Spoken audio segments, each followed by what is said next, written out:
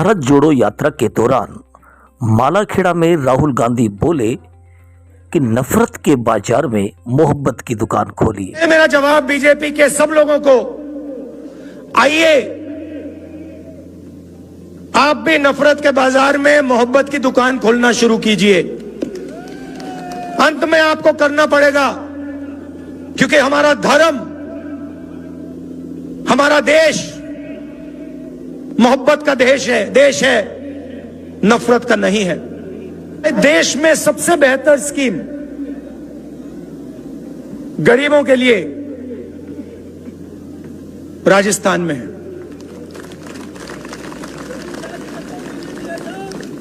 देखिए, मैं प्रशंसा कर रहा हूं, मैं फिर बुराई भी करूंगा। चिरंजीवी स्कीम ने लाखों लोगों के दिल से डर मिटाया है, तो इसकी प्रशंसा करनी पड़ेगी। और ये पूरे देश को स्कीम रास्ता दिखा सकता है। बीजेपी के नेता हैं, जहां भी जाते हैं अंग्रेजी के खिलाफ बात करते हैं। अमित शाह जी से लेकर इनके सब चीफ मिनिस्टर के बच्चे, सब एमपी के बच्चे, सब एमएलए के बच्चे, सारे के सारे इंग्लिश मीडियम स्कूल में जाते हैं और भाषण देते हैं कि भैया अंग्रेजी किसी को बोलनी नहीं चाहिए। ये नहीं चाहते हैं कि हिंदुस्तान का गरीब, किसान का बेटा, मजदूर का बेटा अंग्रेजी सीखे। इसका कारण है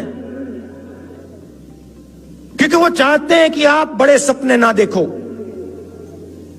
आप खेत में से ना निकलो, आप मजदूरी से बाहर ना निकलो। इसीलिए ये आपसे कहते हैं अंग्रेजी मत पढ़ो। मुझे बहुत खुशी हुई है कि 1700 इंग्लिश मीडियम स्कूल शुरू किए गए हैं और 10,000 अंग्रेजी के टीचर रिक्रूट हुए हैं। अशोक गहलोत जी,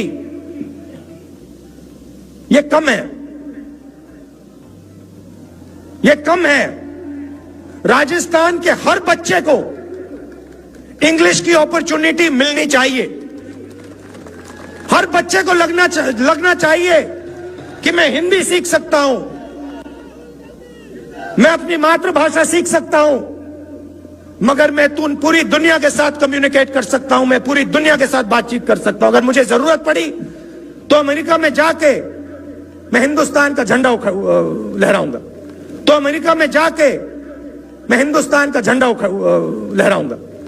जब यात्रा निकलती थी, ओल्ड पेंशन स्कीम के नारे चलते थे। यहां पे यही नारा नहीं सुनाई देता। आपने यहां ओल्ड पेंशन स्कीम लागू कर दी।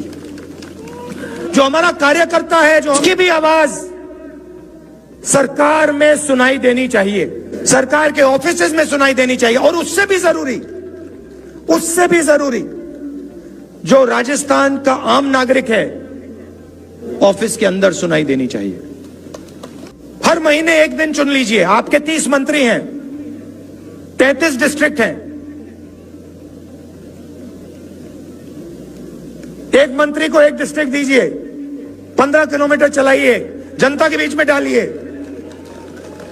सारे के सारे। ये देखो, मजा आया ना। इसमें होता क्या है मैं आपको बताऊं। इसमें होता क्या है, आदमी छुप नहीं सकता। अब देखिए, मेरे पास लोग आए कहते हैं, राहुल जी हमारे गांव में पानी में फ्लोराइड है।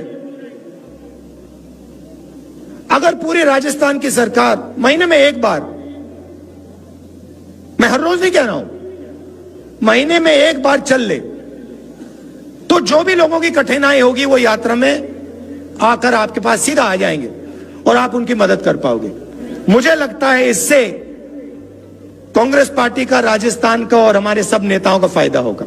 मगर ये दो चीजें मुझे भविष्य के लिए महत्वपूर्ण लगी।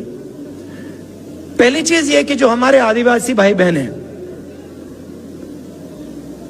जो ट्राइबल बिल में उनको हक दिया गया है, जमीन का जो हक दिया गया है, उसको राजस्थान की सरकार जल्दी से जल्दी 100% इंप्लीमेंट करके दिखा दे। आदिवासियों के बारे में मैंने कहा, भाषण में कहा कि बीजेपी आपसे कहती है कि आप वनवासी हो।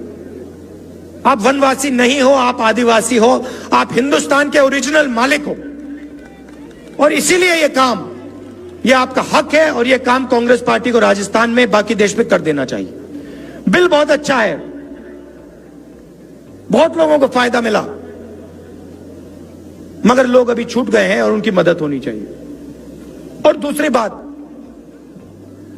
21वीं सदी में जिसको हम गिग वर्कर कहते हैं, जो उबर चलाते हैं, ओला चलाते हैं, जोमेटो के लिए काम करते हैं, जो डिलीवरी का काम करते हैं, छोटे छोटे काम करते हैं, उनके बारे में हमें सोचना है।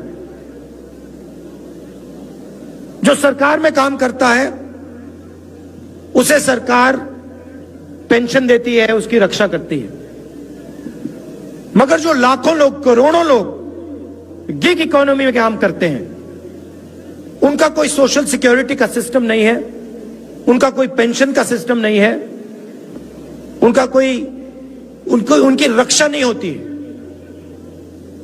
तो इसके बारे में भी सरकार को सोचना चाहिए।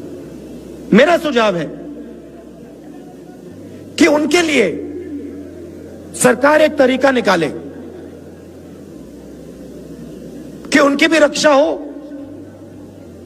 उनको पेंशन जैसे सुविधाएं मिले, नफरत के बाजार में मोहब्बत की दुकानें खोलिए। धन्यवाद।